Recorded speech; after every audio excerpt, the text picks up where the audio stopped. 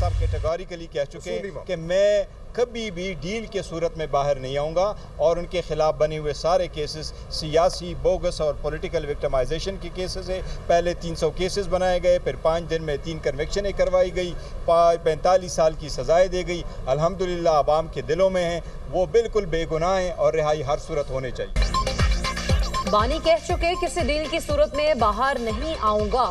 उनके खिलाफ बने तमाम केसेस सियासी और बोगस हैं। पहले बानी पर 300 केसेस बनाए गए, 45 साल की सजाएं दी गई। बानी की रिहाई हर सूरत होनी चाहिए। Chairman PTI barrister Gohar Ali Khan की मीडिया टॉक। सलमान अकरम राजा कहते हैं इलेक्शन कमीशन के मुताबिक ऐसे फैसले थे जिससे इबहाम पैदा हुआ।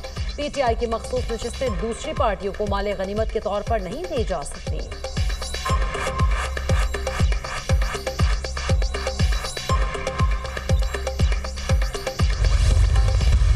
उन्होंने साथ ही बड़ा वाज़ेह कह दिया कि कोई गिव एंड टेक नहीं है, हमें सिर्फ मेरे दरवाजे सिर्फ खुले हैं, सिर्फ और सिर्फ इस्टेब्लिशमेंट से डायरेक्टली बात करने के लिए, नेशनल इशूज़ पे, यूनिटी की खातिर, इत्तेहाद की खातिर। इसके अलावा मैंने कोई अपने लिए कोई चीज़ ना मांगना है ना कोई इसमें मैंने कहा वो मैंने अनाउंस कर दी है और उसकी स्ट्रेटजी उन्होंने एक्सपेक्ट करते हैं कि हम अगले 5-6 दिन में उनको स्ट्रेटजी दे देंगे और फिर उसके ऊपर बातचीत होगी और वो फिर इम्प्लीमेंट होगा।